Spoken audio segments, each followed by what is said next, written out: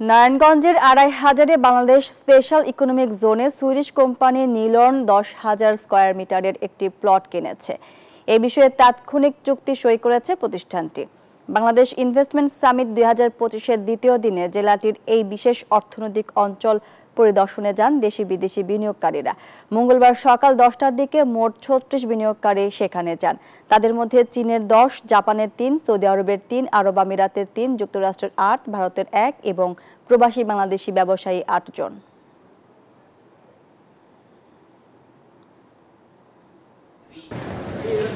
ধন্যবাদ মুনি। আমি রয়েছি বাংলাদেশ স্পেশাল ইকোনমিক জোনে এবং সেখান থেকে আমরা যে বিষয়টি সকাল থেকে দেখছি যে আপনি জানেন যে 4 দিন ব্যাপী বাংলাদেশে শুরু হয়েছে বাংলাদেশ ইনভেস্টমেন্ট সামিট ২০২৫ এবং সেই সামিটের দ্বিতীয় দিন আজ এবং আজকে দ্বিতীয় দিনে আমরা এই ইকোনমিক জোনে এসেছি কারণ এই উদ্যোক্তা যারা তারা কিন্তু তাদেরকে নিয়ে বিশেষ করে বিদেশি বিনিয়োগকারী সংস্থা যারা রয়েছে তাদেরকে এখানে নিয়ে এসেছেন এবং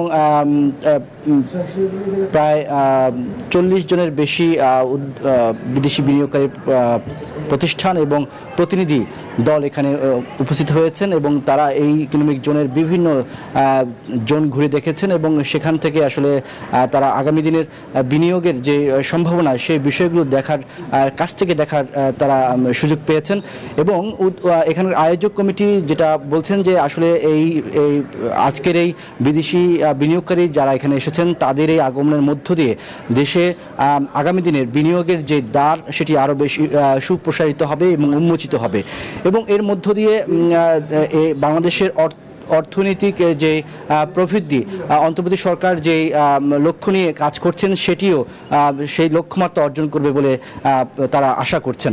এখানে আমরা দেখেছি যে সরকারেরও দায়িত্বশীল লোকজন ছিলেন, তারাও আসলে আমাদের সাথে কথা বলেছেন। তারা বলছেন যে এর মধ্য দিয়ে আসলে আমাদের ব্যবসা এবং বাণিজ্য এবং সর্বোপরি বিনিয়োগের পরিধি বাড়বে। তো এই ছিল আমার কাছে নারায়ণগঞ্জের ২৫০০ থেকে বাংলাদেশ স্পেশাল ইকোনমিক জোন থেকে সবশেষ তথ্য। মনে রিয়াজ সুমন, আপনাকে ধন্যবাদ। বান্ডেল থাকলে প্রতি সেনমানিতে টাকা বাঁচবে। বিকাশ সেনমানি বান্ডেল কিনে জিতুন প্রতি লেনদেনে।